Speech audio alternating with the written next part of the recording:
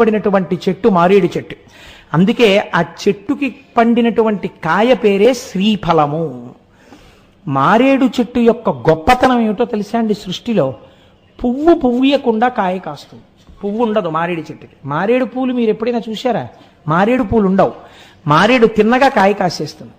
ఆ మారేడు కాయలో ఉన్నటువంటి గుజ్జుని చాలా అందంగా తీసేసేవారు పూర్వం. చిన్న కన్నం పెట్టి తీసేసి దాన్ని ఎండబెట్టి అందులో విభూతి వేసి ఆ విభూతిని చేతిలో వేసుకుని పెట్టుకునేవారు. పెట్టుకుంటే మీరు నమ్మరు, నా చిన్నతనంలో మా ఇంట్లో పెద్దవాళ్ళందరూ పెట్టుకునేవారు. నాకు 9th క్లాస్ 10th క్లాస్కి వచ్చే వరకు కూడా ఆ మారేడు డబ్బా తెలుసు. సుగంధిం పుష్టివర్ధనం అన్నట్టే ఉంటుంది. నిజంగా మారేడు ఆయుర్వేదమునందు ప్రధానముగా ఉపయోగపడుతుంది. ఈ మారేడు దళముగా ఉంటుంది, మూడుగా ఉంటుంది.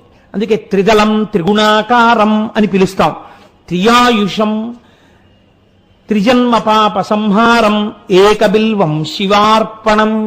దళములు దళములుగా ఉన్న వాటినే కోసి పూజ చేస్తారు. మీరు చూడండి, దళము 3 ఆకులుగా ఉంటుంది. అరుణాచలంలో అయితే ఆది అన్నామలైలో బహుబిల్వదళం ఉంది. అది 3 కింద 9 కూడా ఉంటాయి. ఈ బిల్వదళాన్ని చేత్తో పట్టుకుని, చిత్రం ఏమిటంటే పుష్పాన్ని పూజ చేసేటప్పుడు ఒక మర్యాద పాటిస్తారు. తొడిమెతో పూజ చేయవద్దు అని శాస్త్రం. తొడిమె లేకుండా పూజ చెయ్యాలి అని. కానీ మారేడు దళాన్ని పూజ చేసేటప్పుడు మీరు ఆ ఉన్నటువంటి కాడ తీసేశారనుకోండి, వెంటనే 3 ఆకులు విడిపోతాయి. అలా విడిపోకూడదు. కాబట్టి ఆ ఉన్నటువంటి ఈయననే పట్టుకుని మీరు శివలింగం మీద వేస్తారు. మనకి ప్రపంచంలో లక్ష్మీ స్థానాలు 5 ఉన్నాయి అని చెప్పారు శాస్త్రంలో. ఒకటి స్త్రీ యొక్క పాపట ప్రారంభ స్థానము. పాపట ఎక్కడ ప్రారంభం అవుతుందో పాపిడి తీయడం అక్కడ. దాన్ని మన వాళ్ళు పాపికొండలు అంటుంటారు. వాటి పేరు పాపికొండలు కాదు, వాటి పేరు పాపట కొండలు. అక్కడ నదీ ప్రవాహాన్ని పాపట విడదీసినట్టుగా కొండలు విడదీసాయి కాబట్టి వాటి పేర్లు పాపట కొండలు. అది కాలానుక్రమంలో ఏమైపోయిందంటే ఏదో పాపికొండలు అని వచ్చింది. వాటి కర్మవు పాపికొండలు కావు. స్త్రీ యొక్క కేశపాశమును విడతీసినప్పుడు ఏర్పడినటువంటి పాపట ప్రారంభ స్థానమునందు సింధూరము చేత అలంకృతము కావాలి. సింధూరము కాని కుంకం కాని అలంకృతము కావాలి. అలా అలంకృతమైతే ఆవిడ దీర్ఘ మాంగళ్యాన్ని పొందుతుంది, సౌమాంగళ్యాన్ని, 5వ తనాన్ని పొందుతుంది అని శాస్త్రం. పాపట ప్రారంభమునందు సింధూరము కాని కుంకుమ కాని లేకుండా స్త్రీ పాపట ఉండరాదు, అది దర్శనీయము కాదు అని. అది ఒక ఐశ్వర్య స్థానం. భర్త ఐశ్వర్యం అక్కడ ఉంటుంది అని పెద్దల నిర్ణయం. రెండవది ఆవు యొక్క వెనక తట్టు, ఆవు యొక్క పృష్ఠభాగమునందు లక్ష్మీదేవి ఉంటుంది. మూడవది పద్మము. నాలుగవది ఏనుగు యొక్క కుంభస్థలము. 5వది మారేడు దళము. ఈ 5 లక్ష్మీ స్థానాలు గుర్తొస్తాయా అనుకున్నాను మొదలు పెడుతూ. ఈశ్వరానుగ్రహం గుర్తొచ్చాయి. ఇప్పుడో చెప్పినవండి అన్నీ. అంతకని నేను పుస్తకాలు వేసుకుని ప్రిపేర్ అవనా? ఈ మారేడు దళాల్లో మారేడు దళానికి ఉన్న గొప్పతనం ఏంటంటే మీరు ఈయన పట్టుకుని త్రిదళం త్రిగుణాకారం త్రినేత్రం త్రియాయుషం త్రిజన్మ పాప సంహారం ఏకబిల్వం శివార్పణం అని పడేస్తే ఆ బిల్వము యొక్క అడుగు భాగం ఈనెలు కాని శివలింగానికి తగిలితే ఐశ్వర్యం కటాక్షింపబడుతుంది. అందుకే ఇంట్లో ఐశ్వర్యం తగ్గుతున్నా, ఏవైనా పిల్లలకి ఉద్యోగాలు రాకపోవడం ఇలాంటి ఇబ్బందులుంటే 3 ఆకులున్నటువంటి దళములను పట్టుకుని పూజ చేసేవారు. అందుకే పూర్వం ఎలా ఉండేదో తెలుసా అండి?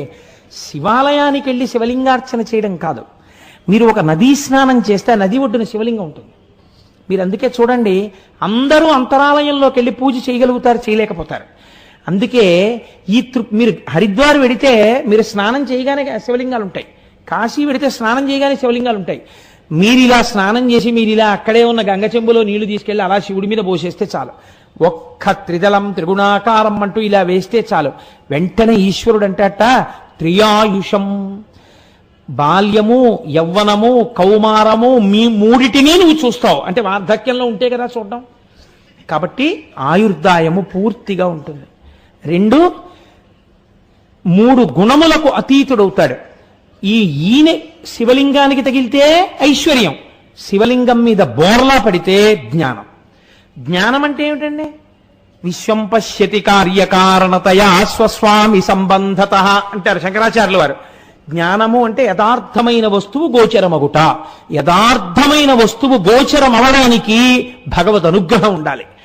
భగవద్ అనుగ్రహం ఉంటే తప్ప మీకు సత్యము ఎరుకలోకి రాదు, భగవంతుడు ఎరుకలోకి రాడు, భక్తి నిలబడదు.